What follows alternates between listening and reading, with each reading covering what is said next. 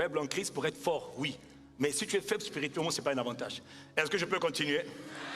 Est-ce que je peux continuer? Il y a des entreprises, il y a des environnements, il y a des organisations. Tu rentres dedans. Il y a des écoles, il y a des universités. Tu rentres dedans. C'est parce que je n'ai pas le temps de l'expliquer. Quand je fais l'école de la réalité, je prends le temps d'expliquer. Je peux vous expliquer comment. Non, on n'a pas le temps de... Je peux vous expliquer comment. Tu rentres dans un lieu, tu aimes Jésus. Tu viens dans une ville. Tu viens dans une école. Tu viens dans une entreprise. Tu aimes Jésus. Mais si dans cette... Parce qu'entre parenthèses, tous les territoires sont occupés. Tout territoire est un territoire occupé. Ici, nous sommes dans un territoire occupé. À la Cité Royale, nous sommes dans un territoire occupé. Occupé par la présence de Dieu. Mais il y a des territoires qui ne sont pas occupés par la présence de Dieu. Chaque territoire est un territoire occupé. Il n'y a pas de terre vide. Il n'y a pas une terre vide, c'est une terre occupée. Canaan était un territoire occupé. Et la bataille d'Israël, c'était d'aller conquérir le territoire de Canaan, qui est un territoire occupé. Occupé par des géants. Tous les territoires sont occupés. Quelqu'un dit Amen. Amen. Et quand on va évangéliser, on va dans des territoires occupés.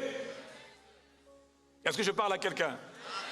Je veux que tu comprennes que tout ce que tu vois n'est pas ce que tu vois. Ok? Il y a des lieux qui sont occupés, avec des charges.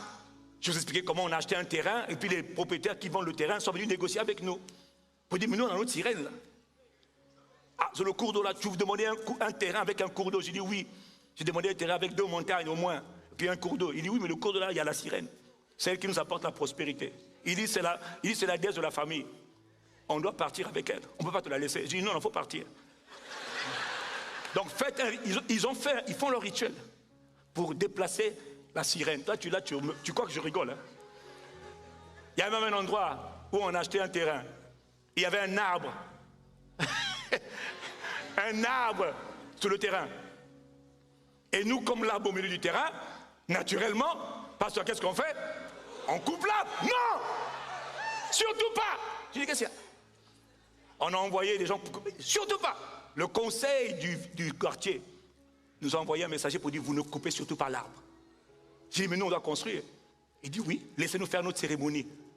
Parce que l'arbre là, c'est un hôtel.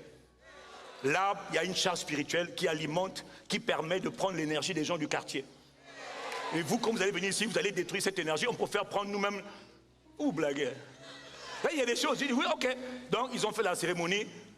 J'ai envoyé quelqu'un faire leur cérémonie pour dire, le gars, il s'essaie à acheter. De toute manière, ça va être de gré ou de force, il va partir. Donc vous avez intérêt à les faire partir avant que nous on les fasse dégager.